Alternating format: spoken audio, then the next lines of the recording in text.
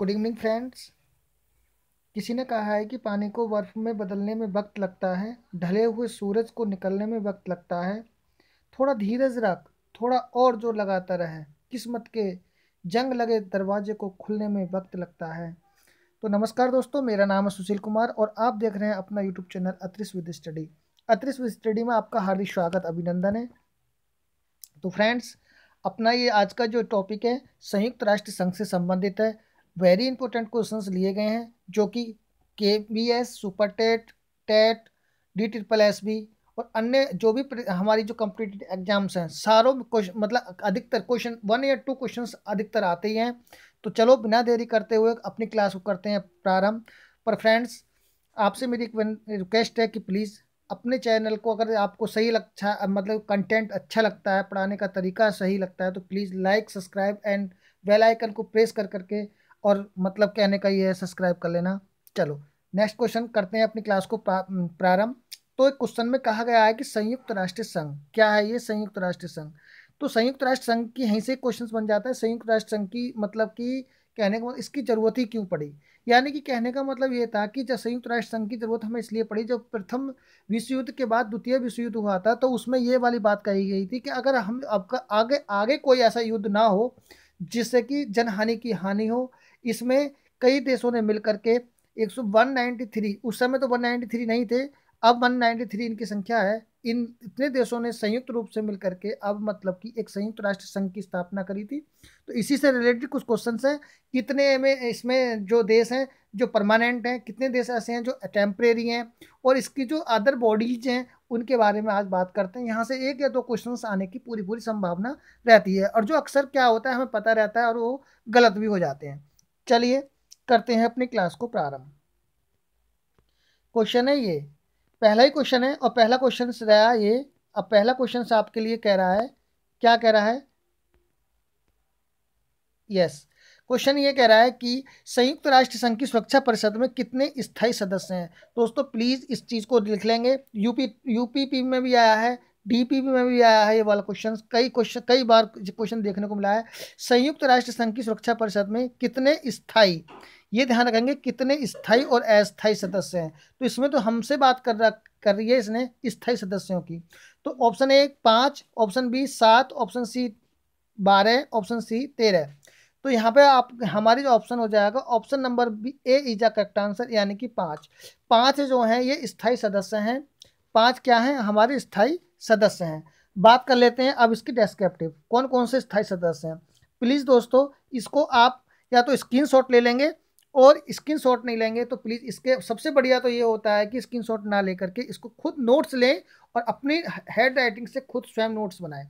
Okay, चलिए बाकी आपकी इच्छा, जैसा भी आप करें। तो चलते हैं हमारा जो डेस्क्रिप्टिव में क्या कहना चाह रहे हैं, अब देखते हैं, बात करते हैं। यस, इसमें बात करते हैं। यस, सुरक्षा परिषद, यहां से देख लेना, सुरक्षा परिषद में 5 स्थायी सदस्य और 10 अस्थायी सदस्य होते हैं। प्लीज दोस्तों इन चीज को जरूर लिखेंगे। 5 तो स्थायी सदस्य होते हैं, और अस्थायी सदस्य कितने होते हैं? 10। दिमाग में आ गई, टोटल 15 होते हैं। 10 अस्थायी सदस्य होते हैं और 5 स्थायी सदस्य होते हैं। अब आगे आगे क्या कहना चाह रहे हैं इसको देखते हैं। चार्टर, यानी कि उस टाइम वो चार्टर एक्ट बना था, चार्टर ने स्थायी सदस्यों को द्वितीय विश्व युद्ध, देखा है, द्वितीय विश्व युद्ध के बाद विश्व में स्थिरता लाने के लिए विशेष अधिकार प्राप्त की स्थिति प्रदान की। एक चार्टर बनाया गया था द्वितीय विश्व युद्ध के बाद कि ऐसा कुछ युद्ध फिर दोबारा ना हो, इसकी स्थिति को स्थिरता लाने के लिए एक विशेष अधिकार प्राप्त हुआ, जिसमें कि इस स्थिति को क्या कहते हैं, यानी कि चार्टर एक्ट कहते हैं। तो अस्थायी सदस्य 10, स्थायी सदस्य 5। आगे बढ़ते हैं, आगे देखते हैं क्या है। यस, आगे ये कहना चाह रहे हैं 5 स्थायी सदस्यों के मुख्य विशेषाधिकार और स्थायित्व और वीटो पावर होती है। जो 5 स्थायी सदस्य होते हैं उनके पास में विशेष अधिकार होते हैं, कौन कौन से, और उनका क्या होता है? स्थायित्व है। स्थायित्व मतलब जो विशेषाधिकार है, अगर 5 हैं, कितने? 5 के पास 5 स्थायी हैं, अगर 4 आपके समर्थन में हैं, इंडिया के साथ अधिकतर यही तो होता है कि इंडिया के साथ 4 जो हैं, 4 क्या है, इंडिया के साथ 4 देश क्या है इसके समर्थन में, बट चीन क्या है, इससे वीटो पावर ले लेता है। चीन क्या ले लेता है, वीटो पावर। तो इसको स्थायी सदस्यता नहीं मिल पा रही, बार बार उसको वीटो पावर लेकर ही इसको पीछे करना हटना पड़ता है। किसको, इंडिया को। तो 5 स्थायी सदस्य जिनके विशेष मुख्याधिकार, स्थायित्व और वीटो पावर इसके पास में है। संयुक्त राष्ट्र की सुरक्षा परिषद के 5 स्थायी सदस्य हैं। ये कितने होते हैं, सुरक्षा परिषद के 5 स्थायी सदस्य होते हैं। काफी देर से इसी बात चल रही है, आगे बात करते हैं कौन कौन से हैं। प्लीज दोस्तों, अगर कंटेंट अगर आपको सही लग रहा है, यानी कि पीडीएफ बनाने का सही तरीका दिखाई दे रहा, तो please like, subscribe and bell का आइकन को दबा लेना। आपकी हेल्प के लिए आप पूरी वीडियो, प्लीज पूरी वीडियो देखना, और आपकी हेल्प के लिए इस तरीके से हम वीडियो बनाते रहते हैं। प्लीज देखते हैं कौन कौन से स्थायी सदस्य, कौन से सदस्य स्थायी सदस्य के बारे में बात की जा रही है। अब देखते हैं कौन कौन से स्थायी सदस्य। तो स्थायी सदस्य के बारे में बात करते हैं। ये नंबर 1 चीन, नंबर 2 फ्रांस, नंबर 3 रूस और यूनाइटेड किंगडम यानी कि इंग्लैंड, संयुक्त राज्य अमेरिका, संयुक्त राज्य अमेरिका, समझ में बात आ गई, संयुक्त राज्य अमेरिका यानी कि अमेरिका। ओके दोस्तों, तो ये कितने हैं, 5 हमारे कितने हैं, स्थायी सदस्य हैं। इनको अच्छी तरीके से दिमाग में रख लेंगे, चीन, फ्रांस, रूस, यूनाइटेड किंगडम, संयुक्त राज्य अमेरिका। ठीक है दोस्तों, चलते हैं अब आगे करते हैं नेक्स्ट बात। यस, आगे ये रहा, इसको पढ़ते हैं। वो कह रहा, अब बात आती है अस्थायी सदस्यों की। अस्थायी सदस्य एक समय में केवल 2 वर्ष के लिए, यहीं से क्वेश्चन पूछ लेता है, अस्थायी सदस्यों की सदस्यता कितने वर्ष के लिए होती है। तो अस्थायी सदस्यों की सदस्यता केवल 2 वर्ष के लिए होती है। इंडिया इस समय अस्थायी सदस्य का क्या है, सदस्य है। कार्य करते हैं कितने, 2 वर्ष के लिए। अस्थायी सदस्य एक समय में केवल 2 वर्ष के लिए कार्य करते हैं, और उस अवधि के बाद नव निर्वाचित सदस्यों को रास्ता मिलता है। यानी कि इसके बाद दूसरा कोई नया निर्वाचित होता है, और 2 वर्ष का कार्यकाल पूरा करने के तुरंत बाद एक देश को फिर से निर्वाचित नहीं किया जा सकता। यानी कि क्या कहना चाह रहा है, वो ये कहना चाह रहा है 2 वर्ष का कार्यकाल अगर पूरा हो गया, आप चाहो तो दोबारा फिर सदस्यता ले लो, नहीं, ऐसा नहीं होगा। तुरंत बाद नहीं मिलेगी, कुछ समय बाद मिलेगी। जितने कि उसके सदस्य हैं उनको, उनका भी मौका मिलेगा, फिर उसके बाद आपका मौका मिलेगा। फिर से निर्वाचित नहीं किया जा सकता।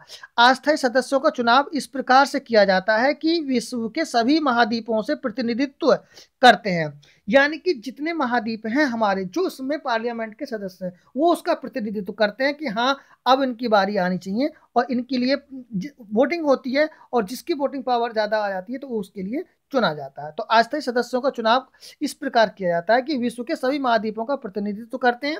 अतः हम यह निष्कर्ष निकाल सकते हैं कि संयुक्त राष्ट्र की सुरक्षा परिषद के 5 स्थायी सदस्य हैं। तो ये बात आपको समझ में आ गई। नेक्स्ट क्वेश्चन पे चलते हैं, और नेक्स्ट क्वेश्चन हमारा ये रहा। आगे क्वेश्चन में कह रहा है, हाल ही में विश्व ऊर्जा आउटलुक रिपोर्ट 222 को अंतरराष्ट्रीय ऊर्जा एजेंसी IEA द्वारा प्रकाशित किया गया था। अंतरराष्ट्रीय ऊर्जा एजेंसी का मुख्यालय कहाँ है। वेरी इंपॉर्टेंट है, और आप ये देखोगे इसके लिए क्वेश्चन को देखा जाए तो ये आपका करंट का भी क्वेश्चन है।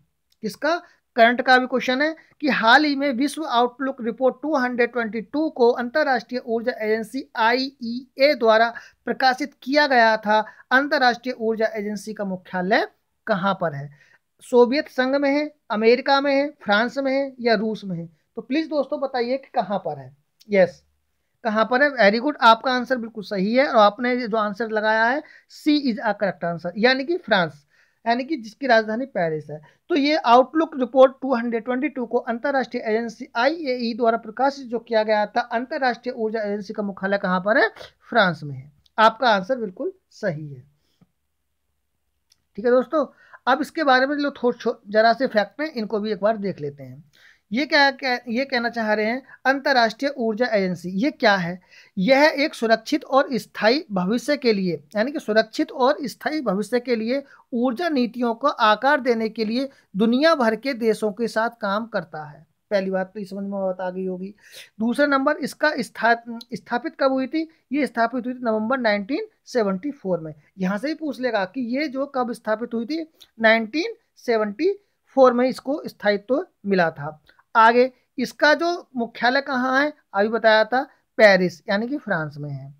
संस्थापक कौन है? संस्थापक जो सदस्य हैं इसके, Austria, Belgium, Canada, Denmark, Germany, Ireland, Italy, Japan, है ना, नीदरलैंड, नॉर्वे, और एक विशेष समझौते के तहत स्पेन, स्वीडन और स्विट्जरलैंड, तुर्की, यूनाइटेड किंगडम और संयुक्त राज्य अमेरिका इसके विशेष समझौते के तहत ये सबको क्या किया गया था? इसके सदस्य देश हैं ये। ठीक है दोस्तों, तो आउटलुक ये आपका है, कौन सा है? हाल ही में विश्व आउटलुक रिपोर्ट 202 को अंतर्राष्ट्रीय ऊर्जा एजेंसी, अगर ये वाली बात पूछता है आपको, अंतर्राष्ट्रीय ऊर्जा एजेंसी IEA द्वारा प्रकाशित किया गया है। और इसका मुख्यालय कहाँ पर है? तो आप लगाएंगे डायरेक्ट फ्रांस। सदस्य देशों के बारे में इतना नहीं पूछेगा, पर ये जरूर पूछ लेगा कि इसका हेडक्वार्टर कहाँ पर है।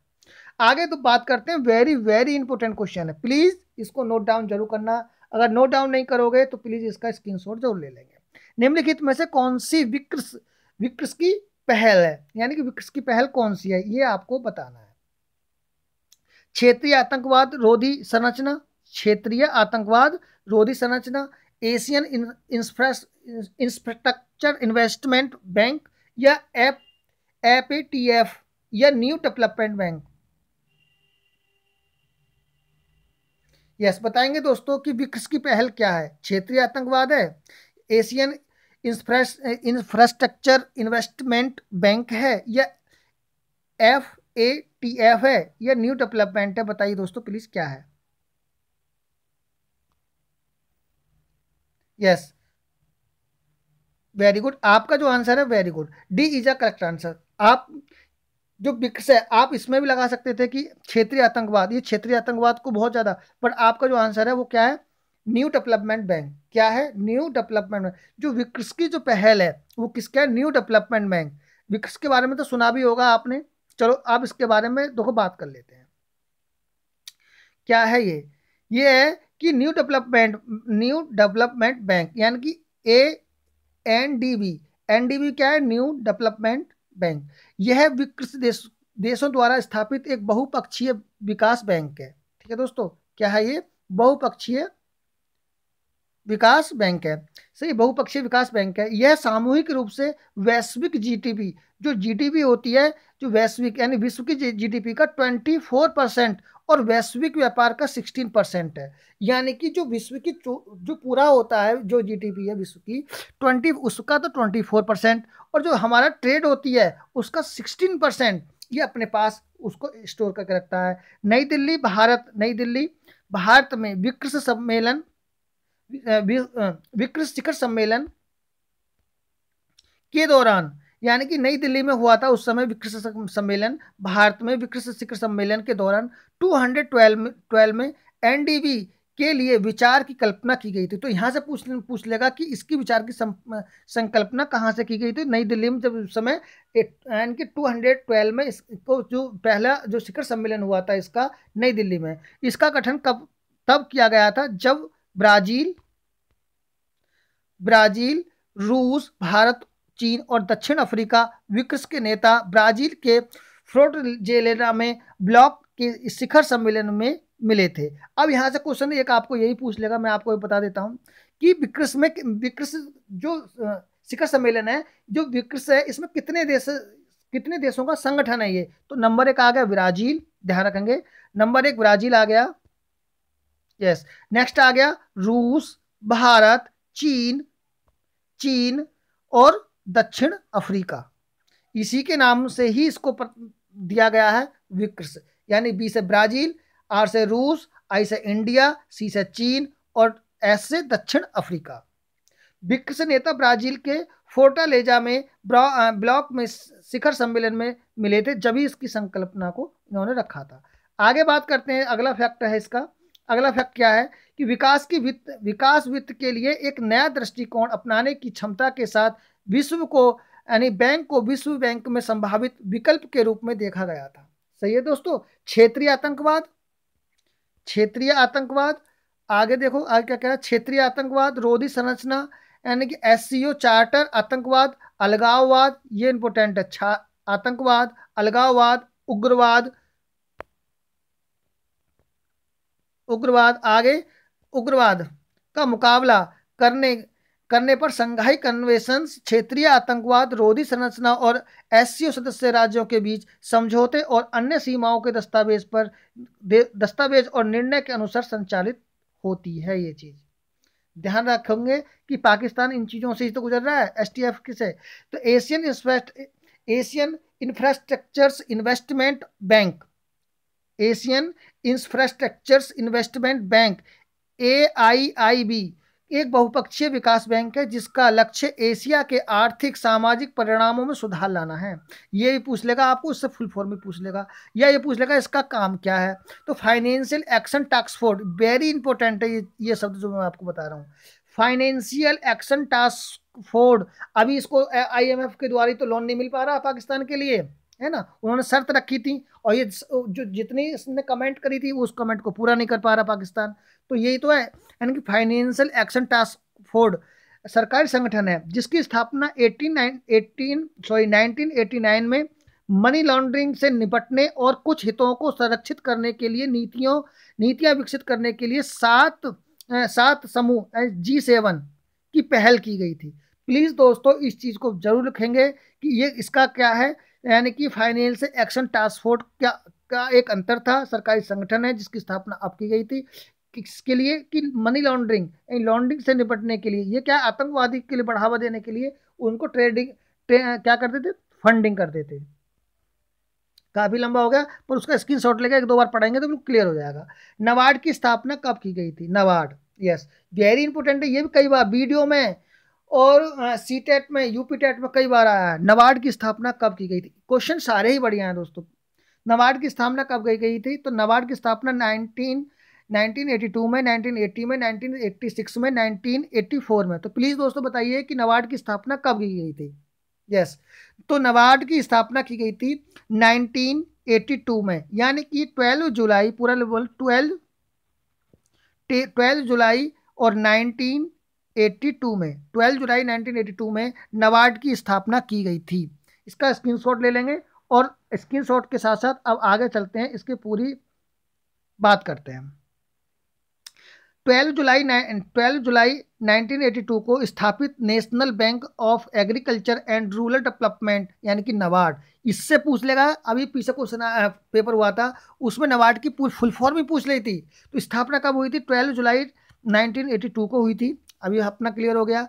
National Bank for Agriculture and Rural Development, NABARD, N से नेशनल है ना, नेशनल, बी से bank, National Bank for Agriculture and Rural Development एक विकास वित्तीय संस्था या बैंक है जो मुख्य रूप से भारत के ग्रामीण क्षेत्र पर केंद्रित है। जो ग्रामीण क्षेत्र है उसको क्या करती है, ये लोन प्रोवाइड कराती है। नबार्ड की स्थापना किसने करी थी, तो यहाँ से कुछ सारे फैक्ट हैं। नबार्ड की स्थापना बी शिवरमण समिति के द्वारा सिफारिश से की गई थी। क्या है, बी शिवरमण समिति। नबार्ड की स्थापना किसके द्वारा, बी शिवरमण समिति के सिफारिशों से की गई थी। नेक्स्ट पे बात करते हैं, आगे की गई थी। इसकी स्थापना राष्ट्रीय कृषि और ग्रामीण विकास अधिनियम 1981 को लागू करने के लिए की गई थी। यह ग्रामीण क्षेत्रों में कृषि और आर्थिक गतिविधियों से संबंधित नीति नियोजन और संचालन के लिए जिम्मेदार है। और वेरी वेरी इंपॉर्टेंट है, यहां से पूछ लेगा कि नबार्ड जो इसका मुख्यालय कहां पर है, तो मुख्यालय कहां पर है, मुंबई यानी महाराष्ट्र में। RBI का मुख्यालय कहां पर है, ऑप्शन है नई दिल्ली, मुंबई, कोलकाता, बताइए कहां पर है RBI का मुख्यालय। चलो अब बताना, दो क्वेश्चन आ गया ना, आ गया, देखो ये है, निम्नलिखित में से कौन सा देश ब्रिक्स यानी BRICS राष्ट्रों में सम्मिलित नहीं है। ऐसे क्वेश्चन आ जाते हैं। चीन है क्या, इटली है क्या, रूस है क्या, ब्राजील है क्या, कौन सा देश इसमें सम्मिलित नहीं है। अब आई होप आपने आंसर तुरंत एकदम देखते ही इसका आंसर लगा देंगे कि ब्रिक्स में कौन सा देश सम्मिलित नहीं है। वेरी गुड, कौन सा नहीं है? इटली नहीं है। बी से ब्राजील, आर से रूस, सी से चीन, और क्या है? ये है। चलो बात करते हैं ब्रिक्स के बारे में। ब्रिक्स का एक पूर्ण रूप है ब्राजील, रूस, भारत, चीन और दक्षिण अफ्रीका। बी से ब्राजील, आर से रूस, आई से इंडिया यानी कि भारत, सी से क्या होगा? चीन, और एस से क्या बनेगा? दक्षिण अफ्रीका। प्रारंभ में 209 में केवल इसमें 4 देश थे। यहां से भी क्वेश्चन पूछ लेगा कि ब्रिक्स में प्रारंभ में कितने देश थे कुल केवल। तो ब्रिक्स बोलते थे पहले, इसको क्या बोलते थे? ब्रिक, क्या बोलते? ब्रिक बोलते थे, ना कि ब्रिक्स बोलते थे। तो ब्रिक मतलब भारत, रसिया और सॉरी यानी कि कौन? ब्राजील, रसिया, इंडिया और चीन थे। रूस में क्या आ गया इसमें बाद में? कौन? दक्षिण अफ्रीका बाद में इसमें जुड़ गया। ठीक है दोस्तों। और हाँ ये आ गया देखो, दक्षिण अफ्रीका कब जुड़ा है इसमें? 210 में। 210 में दक्षिण अफ्रीका को जोड़ा गया, और 209 में केवल ब्रिक्स था। तो लास्ट में सबसे पूछ लेगा कि सबसे अंत में जुड़ने वाला ब्रिक्स में कौन सा है? तो ये आप ध्यान रखेंगे, दक्षिण अफ्रीका है। 210 में इसको सम्मिलित किया गया। हर एक क्वेश्चन पे फैक्ट है दोस्तों, प्लीज। आगे देखते हैं। यह विश्व की 5 उभरती अर्थव्यवस्थाओं का क्या है? जुड़ा है, जोड़ा है। इनका क्षेत्रीय मामलों में महत्वपूर्ण प्रभाव है। इसका गठन 209 को हुआ था। तब से इन 5 देशों की सरकारें वार्षिक औपचारिक शिखर सम्मेलन में मिलती हैं, जो इनका शिखर सम्मेलन होता है। आगे देखते हैं दोस्तों। इसीलिए 210 से शामिल देशों ने BRICS के क्रम के अनुसार ब्रिक्स शिखर सम्मेलन की अध्यक्षता की है। यानी कि जैसे जैसे बी का नंबर आ गया तो आर का आएगा, फिर आई का आएगा, फिर सी का आएगा, फिर एस का आएगा, इस तरीके से, है ना। चूंकि 211 में ने भारत के 13वें ब्रिक्स शिखर सम्मेलन की अध्यक्षता की। यहां से पूछ लेगा 221 में कितने नंबर की? 13 नंबर की अध्यक्षता की थी। अगला अगला जो अक्षर आएगा वो किसका आएगा?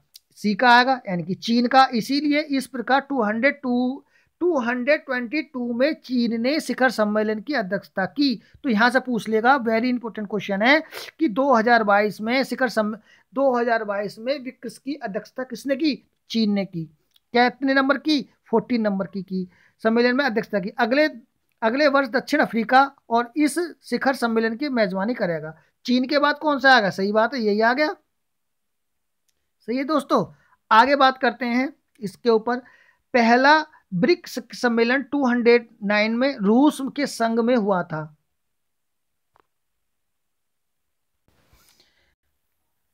करते हैं दोस्तों बस। हाँ सॉरी, उसके लिए थोड़ा सा प्रॉब्लम आ गई थी।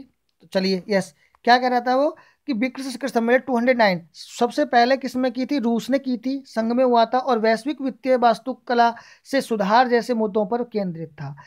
11वां ब्रिक्स शिखर सम्मेलन 13 से 14 नवंबर 2019 यानी कि 219 तक ब्राजील के यानी कि ब्रासीलिया में हुआ। इसके बाद में बात करते हैं 220 में ब्रिक्स शिखर सम्मेलन वस्तुतः किसके कहां पर हुआ था? रूस की अध्यक्षता में कोविड महामारी के बीच आयोजित किया गया था। और 13वां ब्रिक्स शिखर सम्मेलन 9 सितंबर 221 को भारत की अध्यक्षता में आयोजित किया गया था, और चीन इसकी अध्यक्षता अब संभालेगा। ठीक है दोस्तों, यानी कि 222 में 14वें ब्रिक्स शिखर सम्मेलन की मेजबानी करेगा कौन? चीन। एक एक फैक्टर दोस्तों पूरा डेस्क्रिप्टिव।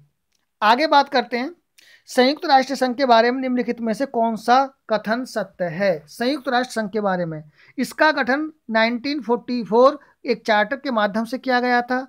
यह भारत संयुक्त राष्ट्र सुरक्षा परिषद का स्थायी सदस्य है। देखो आगे आगे ऑप्शन में दिया है फर्स्ट में, ना तो ए और ना बी, केवल ए केवल बी। 4 में कह रहा है ए और बी दोनों।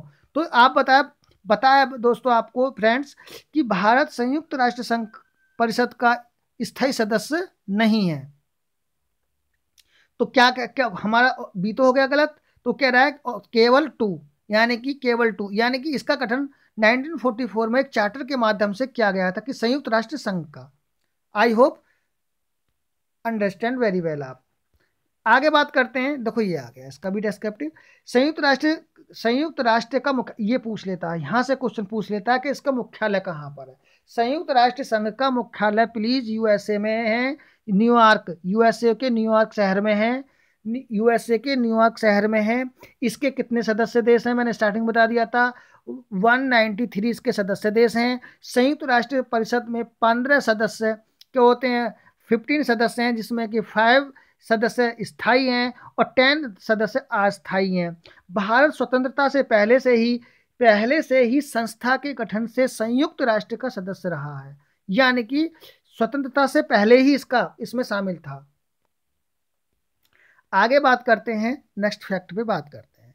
GATT का उत्तराधिकारी कौन सा संगठन रहा है?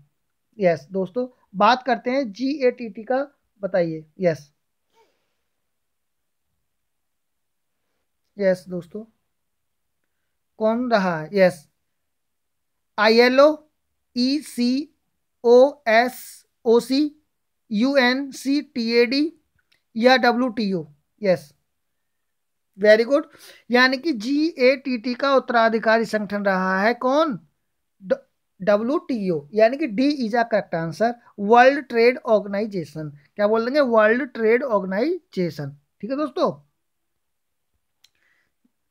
चलो इस पे थोड़ा सा डेस्क्रिप्ट बात करते हैं। GATT का मतलब होता है ट्रैफिक व्यापार सामान्य समझौता, यानी कि ट्रैफिक व्यापार सामान्य समझौता। इसकी स्थापना 1944 में 23 सदस्यों की बहुपक्षीय संधि के द्वारा की गई थी। ठीक है, आगे बात करते हैं कि इसकी द्वारा द्वितीय विश्व युद्ध के बाद बात की गई थी, और विश्व व्यापार संगठन WTO ट्रैफिक और व्यापार के सामान्य समझौते GATT का उत्तराधिकारी है। GATT की कल्पना 1947 में व्यापार और रोजगार को बढ़ावा देने के लिए सम्मेलन रूप से की गई थी। अंतर्राष्ट्रीय व्यापार संगठन में क्या होता है दोस्तों? अंतर्राष्ट्रीय व्यापार संगठन होता है ITO, सुझाई गई थी, यानी कि क्या है, ट्रेड अवधारणाओं में से एक है। इसमें तो इतना बड़ा है नहीं, यहाँ से थोड़ा सा इसको अंतर कर लेंगे, ये वाली बात ये कर लेंगे।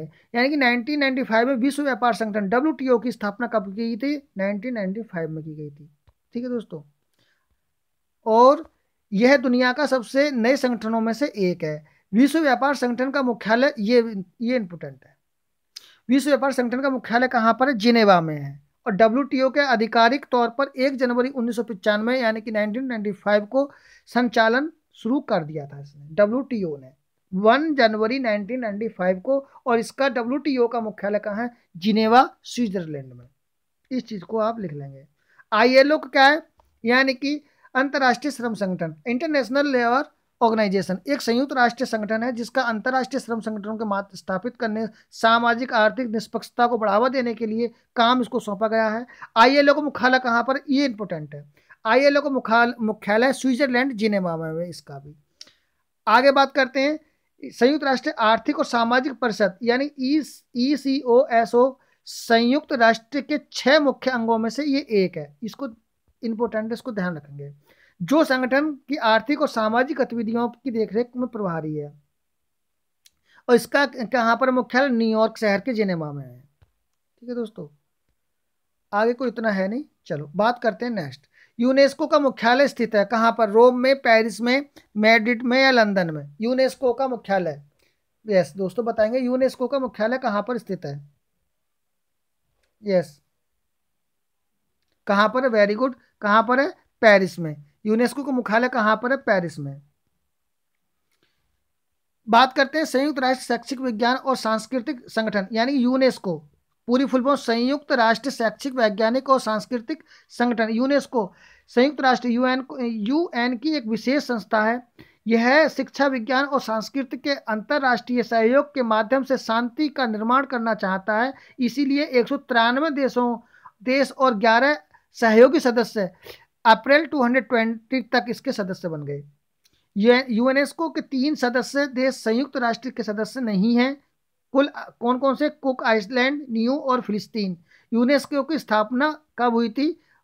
16 नवंबर 1945 को हुई थी। यूनेस्को के सामान्य सम्मेलन की पहल करता है। इसकी 1946 में नवंबर दिसंबर के दौरान पेरिस में इसकी आयोजन किया गया था। ठीक है दोस्तों, बात करते हैं नेक्स्ट। भारतीय रिजर्व बैंक का मुख्यालय मुख्यालय में स्थित है। कहाँ पर स्थित? दिल्ली में, कानपुर में, मुंबई में, नासिक में? प्लीज बताएंगे दोस्तों कि कहाँ पर स्थित है। यस, भारतीय रिजर्व बैंक का मुख्यालय कहाँ पर स्थित है? नासिक में नहीं, दिल्ली में नहीं, कानपुर में नहीं, कहाँ पर है? हमारा मुंबई में। आता है क्वेश्चन, कई बार आया है। चलो इसकी भी यहाँ पे देखो, इसमें से देख लेंगे, यहाँ पे इंपॉर्टेंट है ये। भारतीय रिजर्व बैंक की स्थापना 1 अप्रैल 1935। ये इंपॉर्टेंट है, इसको वेरी वेरी इंपॉर्टेंट है, यहाँ से ये पूछ लेता है भारतीय रिजर्व बैंक की स्थापना कब हुई थी। तो 1 अप्रैल 1935 को भारतीय रिजर्व बैंक अधिनियम 1934 के प्रावधानों के अनुसार हुई थी। रिजर्व बैंक का केंद्रीय कार्यालय शुरू जो कहाँ हुआ था, शुरू में इसका जब रिजर्व बैंक हुआ था उस समय कलकत्ता में स्टार्टिंग हुई थी इसके कार्यकाल की। आगे बात करते हैं, स्थापित किया गया था लेकिन स्थायी रूप से 1937 मुंबई में चला गया था। यस, केंद्रीय कार्यालय वह स्थान है जहां पर राज्यपाल बैठता है और जहां नीतियां बनाई जाती हैं। हालांकि मूल रूप से निजी तौर पर स्वामित्व 1949 में राष्ट्रीयकरण के बाद रिजर्व बैंक पूरी तरह से भारत का सरकारी स्वामित्व स्थापित हो गया था। अगर यहाँ से अगर आपसे पूछता है कि पूरी तरह से भारतीय रिजर्व बैंक राष्ट्रीयकरण के बाद कब स्थापित हुआ, तो 1949 में।